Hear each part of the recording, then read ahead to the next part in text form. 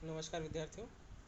ई practical की अगली श्रृंखला में आज का जो हमारा प्रैक्टिकल है वो है विषय पीआर 302 का प्रैक्टिकल नंबर 10, जिसके अंतर्गत हम कागज़ की बस्टिंग टेंसाइल स्ट्रेंथ यानी तनाव क्षमता ज्ञात करने की स्टडी करेंगे। लैब वही है आपकी प्रिंटर साइंस लैब, और इसके लिए जो इक्विपमेंट यूज़ में लिया जाता है वो होता है टेंसाइल स्ट्रेंथ स्टेंटर टेस्टर, और जो मटेरियल रिक्वायर्ड है वो पेपर स्ट्रिप के रूप में होता है रिक्वायर्ड साइज़ में, जिस पेपर का आपको टेंसाइल स्ट्रेंथ पता करना है। इसकी स्टडी इस प्रकार से है। The tensile strength of paper assesses its suitability to withstand strain in end use. However, there are so many variations on this measurement. The most common in the machine direction dry transfer. There is also the cross direction dry transfer, and there is a wet tensile version of each of these. कहने का तात्पर्य यह है कि कागज़ की tensile strength जो है वो एक सिंगल तरफ की डायरेक्शन, क्रॉस डायरेक्शन और गीले उसको वेट करके उसकी डायरेक्शन में निकाली जाती है। कुल मिला के कागज़ की तनाव क्षमता का इसमें हम ज्ञान लेते हैं और ज्ञात की जाती है। इसका सबसे अच्छा उदाहरण है जैसे कि web offset machine. Web offset machine के अंदर चूँकि हम कागज़ पे वेब को यूज़ में लेते हैं और वेब की टेंशन उसमें बहुत बड़ा एक रोल अदा करती है, क्योंकि अगर आपकी वेब की टेंशन कंट्रोल में नहीं होगी तो आपका जो रजिस्ट्रेशन है वो प्रॉपर नहीं आएगा, प्रिंट वेस्ट ज़्यादा होगा, प्लस टेंशन ज़्यादा होने की वजह से या टेंशन की पावर आपके कागज़ की जो तन्य क्षमता है टेंसाइल स्ट्रेंथ कम होने के कारण वो बार बार फट जाएगा। फट जाने के कारण बार बार मशीन रोकनी पड़ेगी, जिसकी वजह से एडिशन लेट होगा और आपको कागज़ का भी नुकसान उठाना पड़ेगा।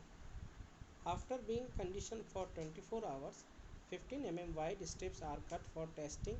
The strip is placed in the jaw of tensile tensor, which are set 180 mm apart, and the constant rate of loading is applied until the test is fail.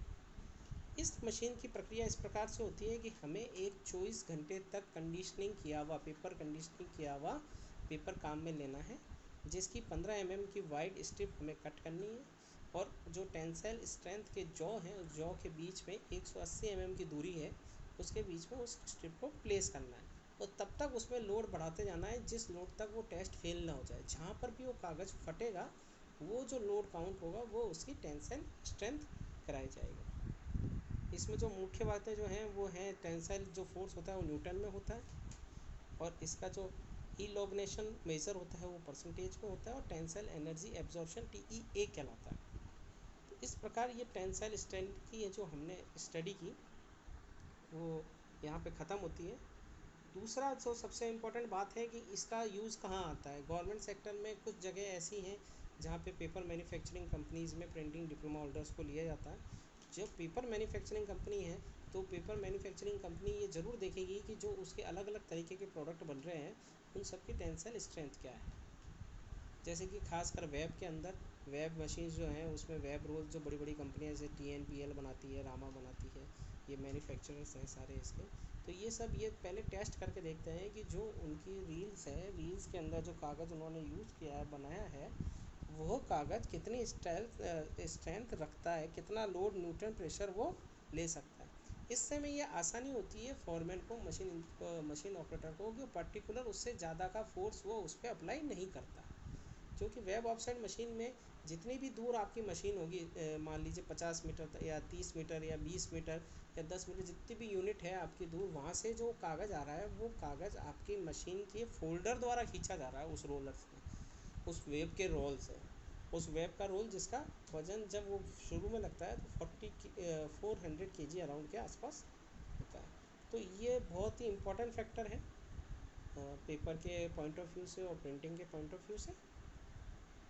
ये आपका जो आज का प्रैक्टिकल था ये अब यहीं समाप्त होता है। Thank you.